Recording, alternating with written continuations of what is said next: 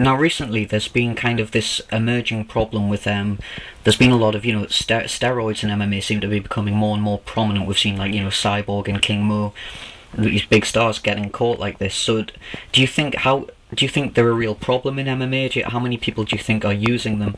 And do you think it's a bigger problem than maybe in pro wrestling? I don't know. I don't know what you know better than anybody what the attitude is in pro wrestling, because you've been behind the scenes. You know the atmosphere and the attitude. So, how common do you think they are in MMA? I think they're extremely prevalent in MMA. I mean, I've been to a lot of different camps and met a lot of different people, and I know that, and it's the whole thing. I think that the wording of it is wrong. It's a performance enhancing drug. I think that's where people kind of go away. I don't think it's and I think the media in some point kind of like deem these guys and punish these guys for the things they do. A lot of times, some of these guys are taking things that are considered PEDs because they just want to train more. Because when you talk about, I was just talking to somebody the other day about it, and he was just a straight boxer, and he was like, yeah, that's all over the place in MMA. I was like, well, how sore do you get? How broken down do you get after training boxing for a week? Oh, man, I don't do anything else. Just relax. Well, in MMA, you train boxing, then you train kickboxing, then you train wrestling, then you train jiu-jitsu, and then you do strength and conditioning. There's no possible way that you can do all this and keep your body healthy. There's no possible way. So a lot of people are supplementing, and a lot of times when they supplement, they go to GNC, they go to some of these places that are like, hey, here's this product, here's this product, and a lot of those products can come in hot. What all those products are doing is enable these guys to recover so they can train again. It's not like there's no way that you can take a steroid and be the best MMA fighter. We look at having Ronnie Coleman and Lee Priest as our UFC champions. That just isn't the case. I think a lot of these fighters are just trying to see and find different ways that they can be able to train more. And when they're doing that, they're looking at some of these things that may be considered banned substances. And then when they get busted for banned substance, and the media looks at him as oh, he was a cheater the entire time. That ain't the case, man. Well, you have some people that are working. Now, I don't know what King Mo's case is, but I know this much with King Mo is that dude trains his ass off and busts his ass, and he goes everywhere that he needs to train. He's just an AKA. He went to Holland last year. I know he's dealing with some knee surgery issues, but he goes anywhere he can to get training. I mean, he was down in Texas training with some guys.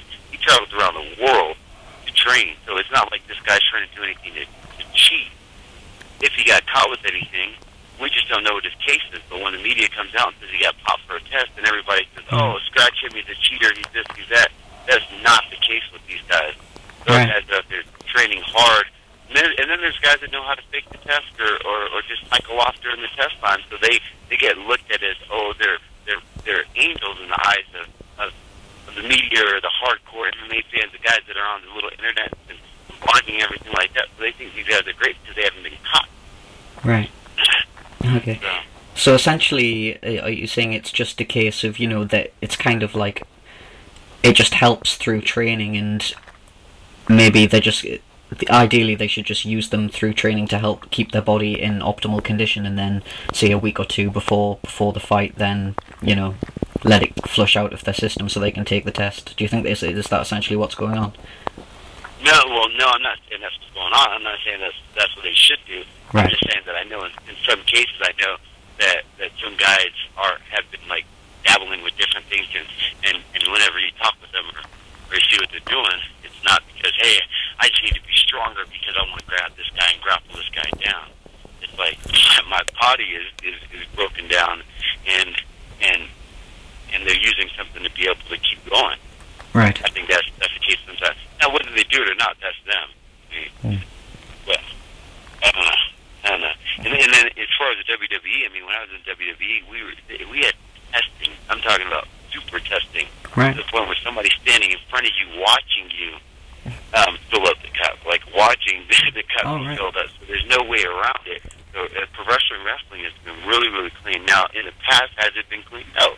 We all know that. In the past, in the early days, I mean, there's a tremendous amount of things that were going around. But ever since, I would say the last probably almost 10 years, 8-10 years, it's been really cleaned up. I mean, there's nothing allowed. There's not even pain meds allowed when you're going over there and you're doing 200 shows a year and you're banging yourselves up. And your body's breaking down and everything like that, and you have to perform. There's nothing to help you out. Wow. So if anything, you think wrestling is even cleaner than mixed martial arts? Well, that's a very bold statement. I'm going to take a lot of heat from it right now, but right now, professional wrestling is completely clean. Wow. Oh, all right. That's just quite a surprise, because that's a complete contradiction from what you hear. Obviously, there's a lot of people on online forums. What do they know? But there just does seem to be this kind of stigma professional wrestling has, that it kind of encourages the use of steroids and everybody's on them, and so that's quite surprising to hear. So now another guy, another big star who emerged from professional wrestling is, of course, Brock Lesnar, who's recently retired. I was just wondering what your thoughts were on that, and why do you think he chose to, chose to throw in the towel after, about, I think he had around 10 fights. Do you think this kind of the stress got to him, or he just wanted to make his money and get out? What do you think happened there? I think part of it was the stress. I mean, he was put in a very big position. There's not another fighter that was put in a position like he was. None. Yeah. None. I was going down the list before, and if you go to some of the top heavyweights out there, and you look at their schedule, and look at who they were fighting coming up. Yeah. There's a handful of people that were nobodies that they fought. I was going into my third fight, and the promoters were setting different names at me, and they're erasing their names. And no, you can't fight that guy. You can't fight that guy. You can't fight that guy. And I was like, man, I'm two fights into it, and you guys are telling me that I can't fight guys with more fights under belt. And I think somebody like Brock, when Brock got in there, he was thrown right into the UFC. Like right now, he has a record that some guys can't even get into the UFC with. So he did the best of what he had, and I think him getting out of it, it's like, where do you go from there? He already fought the best fighters in the world right now, heavyweight. So where does he go? Does he just keep staying in there and keep trying to battle? After this point of having that illness where he had part of his intestines taken out, man, he still went in there and fought the best fighter in the world. So, I mean, at that point, it's like, shit. I mean, he made his money with the sport, which I don't think he just came in there for money, because you don't go and let somebody punch you in the face for money. He went in there because he's a legit athlete. He's a legit wrestler. He's a legit martial artist. And he went in there to test the waters and see what he was able to do, and he was really successful at it. And I think at his point in his career, I mean, where does he go from there? He lost to over, and who does he fight next? Mir again? Yeah. I mean, he really has nowhere else to go. So are you disappointed that you never got a chance to fight him? Was that a prospect that excited you? No, I'm not disappointed. I mean, okay. I don't know Brock. I've never met Brock. I know a lot of people kind of compare us. Yeah. I don't know him. I don't compare him.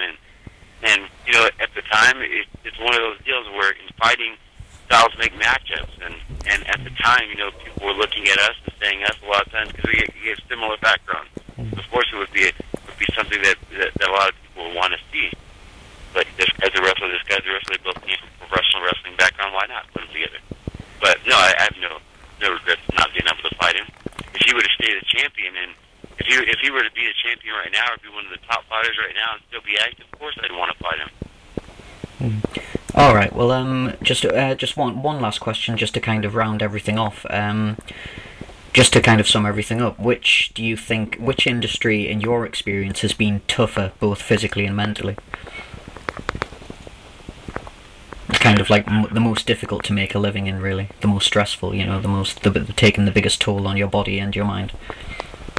I think if it were me, because it's me, I think MMA has actually been, and it's only been that way because it's like the raw end of the stick every time with me. Like I think every one of my fights that I've fought so far, I've had opponent change, and I just fight a brand new opponent the week of the fight. I've had everyone from promoters that wanted to see me lose. I've had promoters betting against me, like MFC. I went up there, and I think this guy was hoping that he was trying to. He made me go get my eyes dilated like a couple hours before the match. I didn't know. You can't fight unless you got to get shot. I mean, there's all kinds of like BS that I've had to deal with.